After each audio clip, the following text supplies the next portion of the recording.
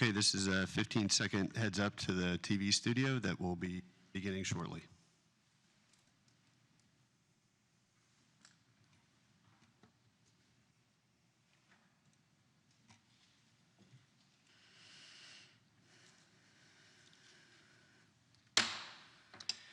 Good afternoon. The time is 1:30 p.m. The date is Thursday, September 4th, 2025.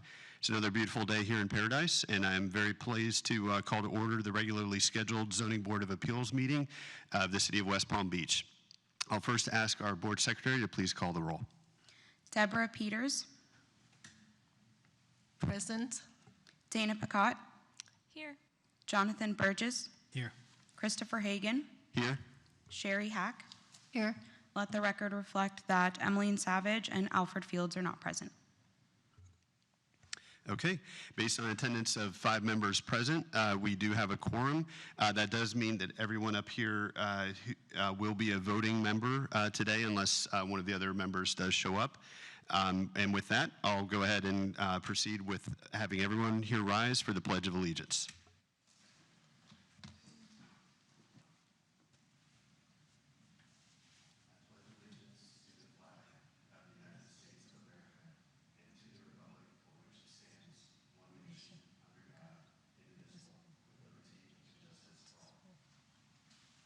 Please be seated. The first item of business for us is the approval of the minutes from the August 7th, 2025 meeting. The minutes were provided in the board packet, so hopefully everyone up here has had a chance to review them. I'll entertain if there are any adjustments, changes, corrections that need to be made to the minutes for anyone to note those, and if not, then we'll entertain a motion to approve. Just for the record, sorry, it's for the June 5th meeting. We didn't have an August. Oh, I apologize. You're right. I was looking at the agenda says August 7th, but you're right. We did not have any cases last month. So yes, they would be, and it's correctly noted on the minutes, the June 5th meeting. Motion to approve the minutes. Is there a second? I'll second. Okay, the motion was made by Board Member Burgess and seconded by Board Member Picotte. All in favor of approving the minutes from June 5th, 2025, please signify by saying aye. Aye. Aye. Okay, the minutes are approved. Next, we'll go to a report from the Planning Division staff, if there is a report this month. Good afternoon. We don't have anything to report, Mr. Chair. Okay, thank you. I will now move to remarks by the chairperson. I'd first like to extend a warm welcome to our newest member up here, Deborah Peters, who's sitting at my far left here up on the dais. So welcome aboard, glad to have you. Next, I'll just go over the procedures for how the business meeting today will be conducted. Matters before the Zoning Board of Appeals are quasi-judicial in nature. Anyone wishing to speak, including members of the public who wish to offer public comment, will need to be sworn in. The applicant will make a presentation and answer any questions from the board.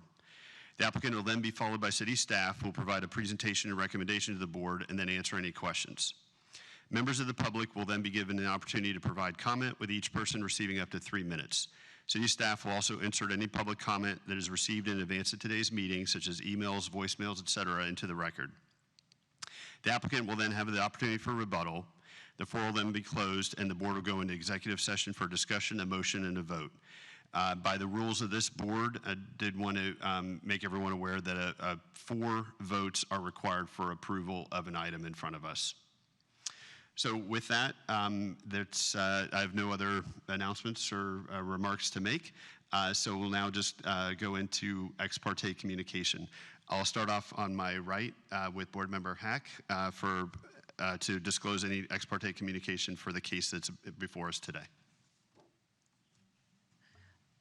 As to ZBA case number 3554, I have not had ex parte communications. I have not received written communications. I have not conducted an investigation. I have not made a site visit. I have not received expert opinions. I request that these disclosures and all written communications be made part of the record. Thank you. Board Member Burgess. Thank you. As to case number 3554, I have not had ex parte communications. I have not received written communications. I have not conducted an investigation. I have made a site visit. I have not received expert opinions. I request that these disclosures and all written communications be made part of the record. Thank you. Board Member Picott. As to case number 3554, I have not had ex parte communications. I have not received written communications. I have not conducted an investigation. I have not made a site visit.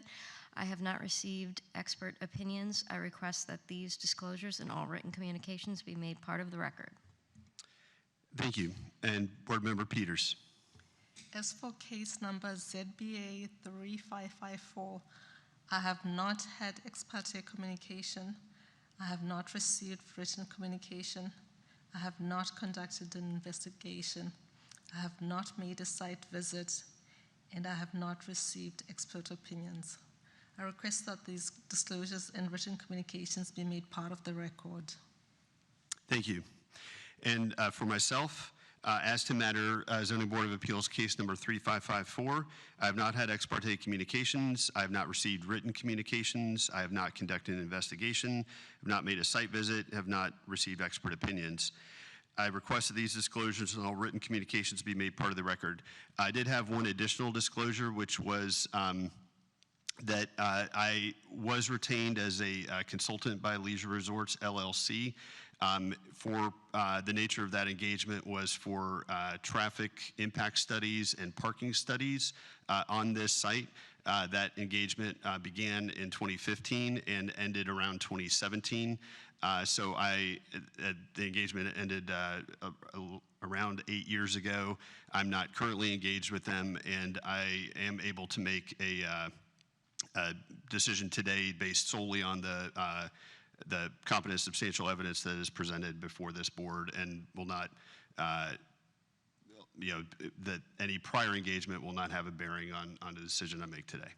So with that, we'll go ahead and swear in the speakers. So we'll ask anybody who is here to speak related to this item to please rise, raise your right hand, and be sworn in by our board secretary.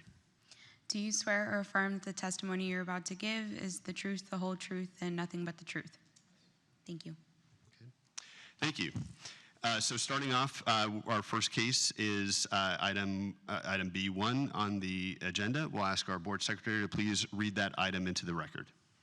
A request by Steven Savino of Chase Enterprises on behalf of Leisure Resorts, LLC, and the Waterview Towers Condominium Association, Incorporated, to request a variance from the maximum fence height subject to Section 94-302C1.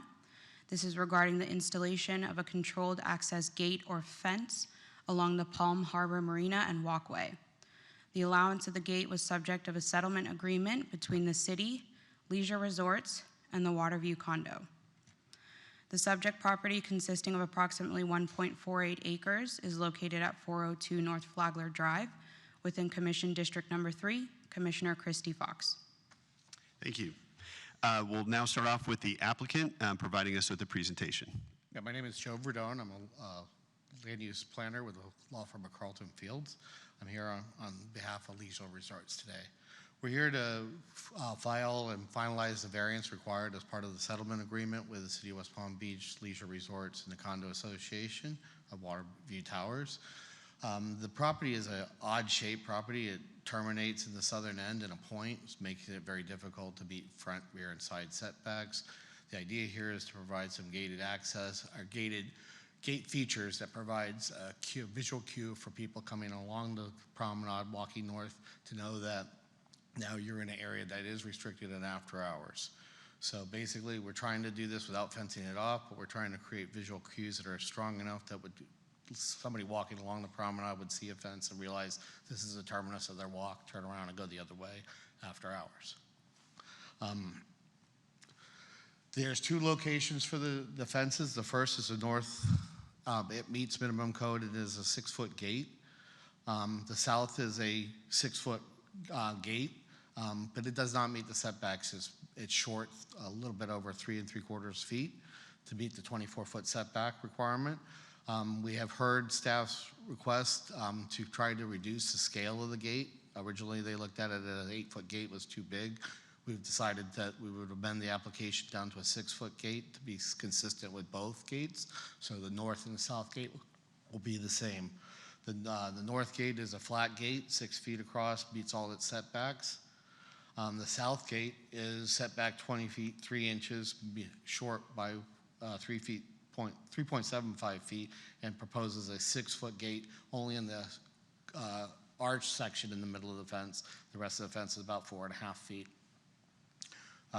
We look for your support on this. This is consistent with the settlement agreement between West Palm Beach, Leisure Resort and Water, Few Towers. The request has met all the various standards necessary to be approved. The request was further mitigated by a reduction in the proposed height of the southern gate, and the request will not prevent the public from utilizing the promenade in any way. We look for your support here, and I'm here to answer any questions you may have. Thank you, Mr. Verdone. We'll go ahead now and ask if the board members have any questions for the applicant. I'll start off with Board Member Burgess.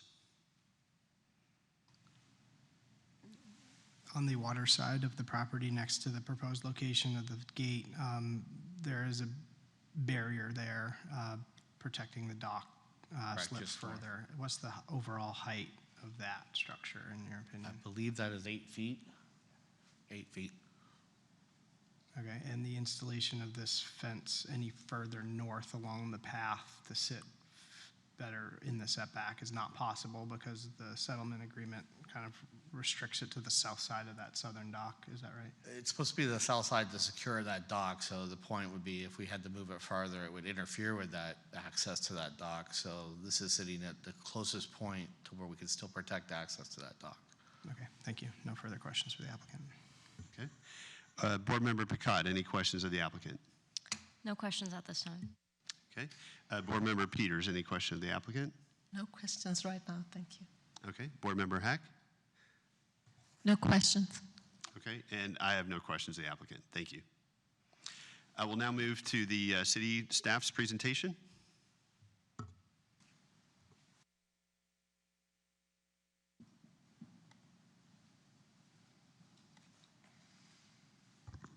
Good afternoon, Chris Kimmerly, Senior Urban Designer. So getting right into this, for the variance request here, I do want to clarify that for the record, the staff report did mention that the gate was at an 8-foot height. Again, the applicant has worked with staff to reduce the request down to 6 feet, so the variance will now be from a 6-foot height standard. Again, looking at the gate, it is just 6 feet at the arch or the crown of that gate. In terms of context for what the code requires, currently when you are within a front setback, you have a maximum height of 48 inches or 4 feet. And on this North Flagler Drive property, that setback for the front setback there is taken 24 feet from the back of the existing curb.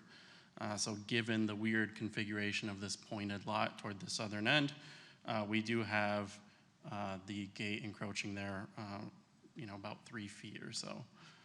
Again, this is showing that illustration where that encroachment occurs. So had this gate have been shifted those 2 feet north, or 3 feet north rather, they would be permitted up to an 8-foot fence or gate. So this is just the constraint of the site itself. Again, the hardship is the unusual lot dimensions and configuration, and as I said, they would be permitted a higher gate could they located it a little bit north. But again, in terms of the settlement agreement, and actually where they're permitted to have a lower gate, they could have a 4-foot in this area anyway. In terms of public notice, again, we did send notice to all property owners within 500 feet of the subject site. Staff does recommend approval based on the findings that the petition does meet all 10 of the variance standards in 9438D6. These are the standards. We agree that they comply with all of them.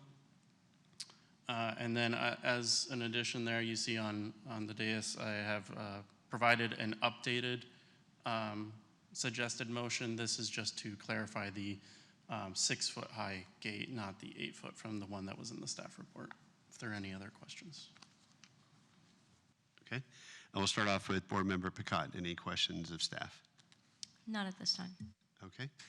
Board Member Peters? No, I'm fine, thank you. Okay. Board Member Hack, any questions of staff? No questions. Okay. Board Member Burgess, any questions of staff? Yeah, can you just go back to slide 5 real quick? So, and this is where you kind of summarized it for us. So by right, they're allowed 4 feet. If they were within the setback, outside of the front setback, that is, they would be allowed 8 feet. And the compromise here is 6 feet within that setback because of the narrow shaped lot. Yep. Exactly. Okay, thank you. No questions for staff. Please, can you go back to the slide with the 10 points that they meet the requirements? No, the 10 points that yes. Okay, gotcha. All right, all good, thank you. Okay. I had a couple of questions. One was, it seemed like in the backup it indicated that the specific agreement was for an 8-foot, high gate, and I understand the reason that it was reduced to 6. But if that agreement was already entered into and signed, does that create a violation of that agreement, or do both parties agree that 6 feet is acceptable? I was under the impression that both parties have agreed that the 6 feet is. Sorry, this may have been a question for the applicant, so sorry. Yeah, we agreed to reduce it to 6 feet. Okay, and Yeah. both parties are Yeah, okay it's not with it. mandated that the 8 feet was required. It was what we had shown and had agreed upon conceptually, but through working with staff and understanding their issues, we're willing to go to the 6 feet. Okay, yeah, I did try to go through the agreement was provided in the backup, and I didn't think I saw the 8-foot specifically called out in there. Yeah, I did want to make sure that It's shown legally, as an exhibit. As an a exhibit. tentative, yeah. So it's not something that's written in stone that we have to have an 8-foot gate. Got it. Okay. And then one other point of clarification was that in the applicant's presentation, I think it mentioned that the variance was a little over 3 feet, but it sounds like it's 2 feet 3 inches. I just want to make sure that we had the correct dimension. So the variance is just for the 2 feet of additional height on the fence. They are encroaching into that front setback, that the 2 feet 3 inches. Okay. But my understanding was that the distance requirement was 24 feet, and that they're only providing 21 feet 9 inches. So the 2 feet 3 inches is the amount of variance requested, correct? No, it's within, so when you are within the 24 feet, you have to be 4 feet in height for a fence. Got it. Because their fence is within that range, they're asking for 2 additional feet is the variance. Got it. So if it was 24 feet, then they wouldn't be in front of us for the variance. Okay. Correct. I misunderstood that part of it. Okay. Thank you. That clarifies it. I have no other questions of staff, so if we're all good with staff, we'll then move into the going ahead and opening the public hearing. I've not received any cards for anyone wishing to speak on this item, but I'll go ahead and open it up. If there is anybody present who wishes to speak on this item, please come forward. Seeing none, I'll ask staff if there were any emails, voicemails, or any other items that need to be entered into the record. No other emails, phone calls, anything pertaining to this request. Okay, thank you. With that, I'll go ahead and close the public hearing and ask the applicant if you had any final words or closing remarks to make. Okay. With that, we'll go ahead and move into executive session and discussion on this item. So I'll go ahead and start off with Board Member Peters. If you have any comments or discussion before we take a motion and vote on this, feel free at this time. No, I have no comments right now. Okay, great. Board Member Hack, any items for discussion in executive session? No. Okay. Board Member Burgess? No further comments. Okay. Board Member Picott? No comments. Okay. I have no other discussion on this item as well. So with that, we'll entertain a motion.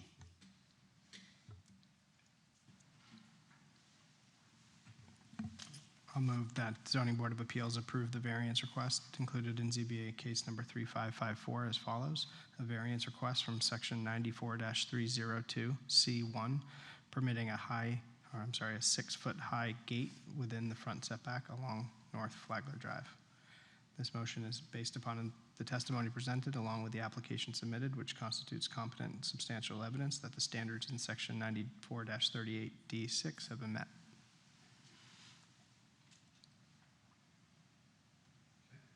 Is there a second? I'll second. Okay. It's been moved by Board Member Burgess and seconded by Board Member Picotte. I'll ask our Board Secretary to please call the roll. Deborah Peters, Aye. Dana Picotte, Yes. Jonathan Burgess, Yes. Christopher Hagan, Yes. Sherry Hack. Yes. Okay, the motion is approved 5-0. So congratulations. With that, that was the only case on our agenda today. I'm not aware of any old business or any new business that needs to be heard. So with that, I'll entertain a motion to adjourn. I'll make a motion to adjourn. Second. Okay, it's been moved by Board Member Picotte and seconded by Board Member Burgess. All in favor of adjourning, please signify by saying aye. Aye. Aye. So at 1:51 p.m., the Zoning Board of Appeals meeting for September 2025 is now adjourned.